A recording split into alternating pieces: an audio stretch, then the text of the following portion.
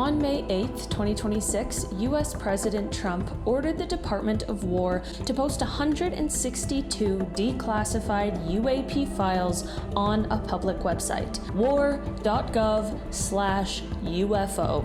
No security clearance required. We're talking 120 documents, 28 videos totaling 41 minutes of footage going back to 1947. FBI records, NASA astronaut reports, military encounters from Iraq, Syria, Greece, and the Indo-Pacific, and a statement from the President of the United States that ended with, I'm quoting, "Have fun and enjoy." The Defense Secretary said these files, hidden behind classifications, have long fueled justified speculation, and it's time the American people see it for themselves. Pretty bold, and I actually agree with that sentiment. But here's the thing. When you go through what was actually released and how it was released, some patterns start to emerge, and they're not exactly what the headlines are describing. These are things in those files that nobody is talking about. Let's start with something simple. When governments want to bury information, they release it on Friday afternoons. It's a tactic so well known it has a name. The Friday news dump, and the entire UAP file release dropped Friday, May 8th. But the framing is what really got me. This wasn't a solemn congressional briefing. There was no press conference with scientists. The president's official statement was a Truth Social post that included the words, "What the hell is going on?" with a question mark, as though he doesn't know, and the "have fun and enjoy." Now, I'm not saying there's nothing real in here, but when a government releases 80 years of classified UAP files and the official tone is vibes, that's definitely worth flagging. The Pentagon's own summary states this collection covers more than 400 incidents from around the world. The release contained 162 files, so where's the other 240?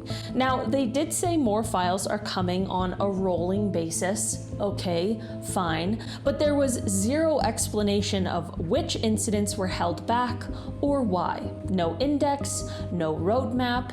They released what they released, named it a transparency initiative, and moved on. And the incidents they chose not to include in round one, we don't know what those are. That is the point.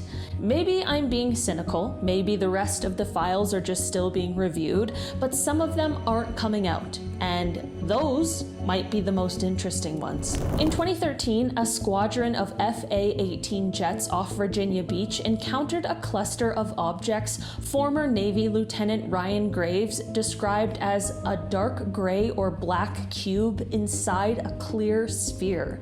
One of these objects came within 50 feet of the lead aircraft. 50 feet. Graves said, direct quote, "That's really when we knew we were dealing with something a bit abnormal here." The new files include his witness testimony, written incident reports, a full description of the encounter, but the actual FLIR targeting camera footage from those jets, well, it's not in this release. The government confirmed the encounter happened, described it in detail, released the paperwork, and quietly left the video out. That's a pretty specific omission when the entire premise of the release is, here's the footage. In 2023, a team of federal law enforcement agents at an undisclosed location in the western United States encountered multiple aerial orbs, and one of them filed an official Pentagon report. Not a civilian Reddit post, an official government document describing an object that looked like, quote, the Eye of Sauron from Lord of the Rings, except without the pupil, or maybe an orange storm electrify bowling ball. Federal agents writing official reports don't reach for Lord of the Rings metaphors unless what they're seeing is genuinely outside their frame of reference. The location? Redacted. The agents' identities? Redacted. In a transparency release. I'd love to know what's at that test site in the western US, but apparently we don't get to know that part.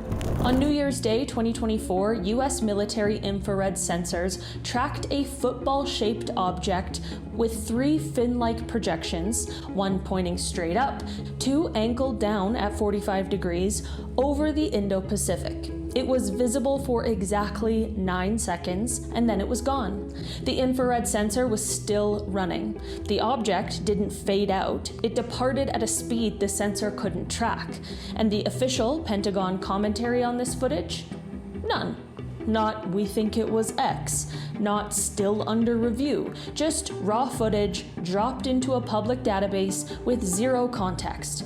9 seconds is not a glitch. 9 seconds is a choice about what to release. Because if that object was visible for longer than 9 seconds, and there's no particular reason it wouldn't be, where is the rest of that footage? A 2023 report from Greece includes infrared video of an unidentified object tracked making multiple 90-degree turns at approximately 80 miles per hour.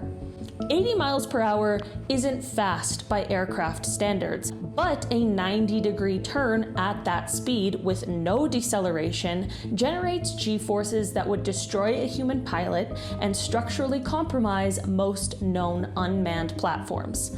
There's nothing in any military's public inventory that maneuvers this way. The report that accompanied the footage contains no identification, no assessment of what the object might be.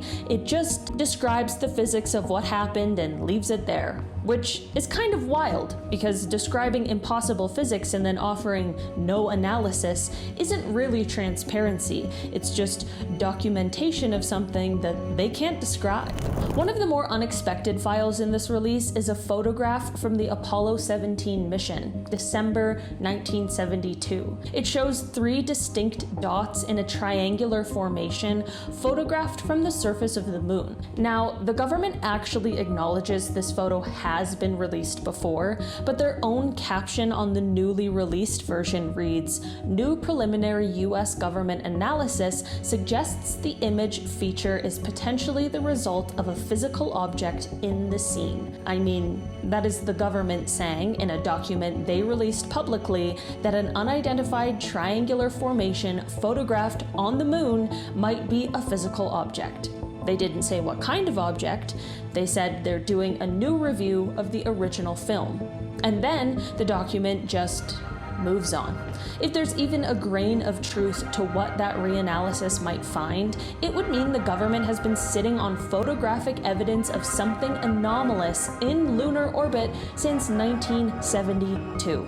Nothing officially confirmed, but the timing of choosing to reanalyze it now has led to some questions. In December 1965, astronaut Frank Borman, one of the most decorated figures in American space history, radioed Houston mid-orbit on Gemini 7 with the words, "We have a bogey at 10 o'clock high." Houston's response was essentially, "Say again?" Like they didn't want it acknowledged on the record.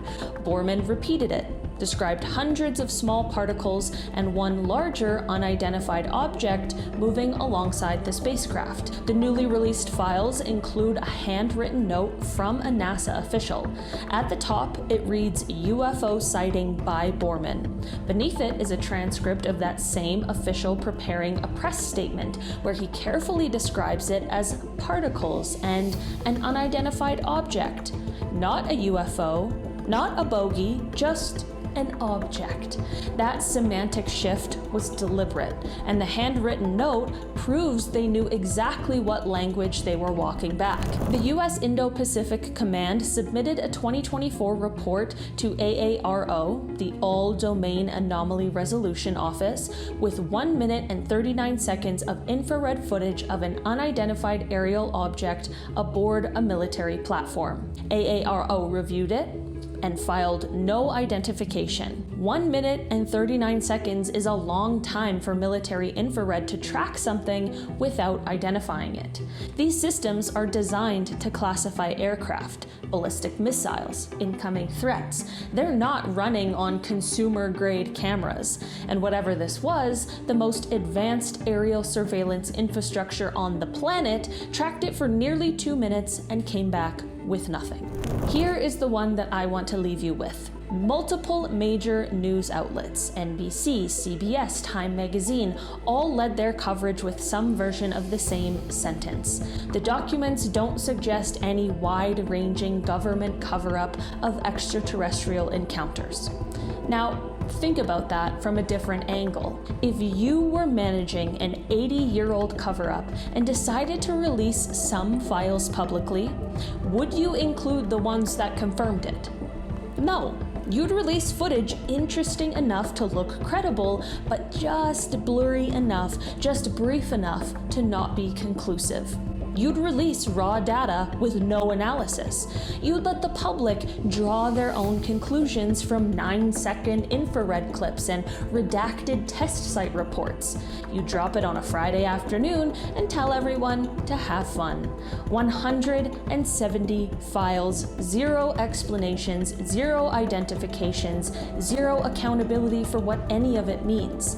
The American people can now access the federal government's declassified UAP files, they said. No clearance required.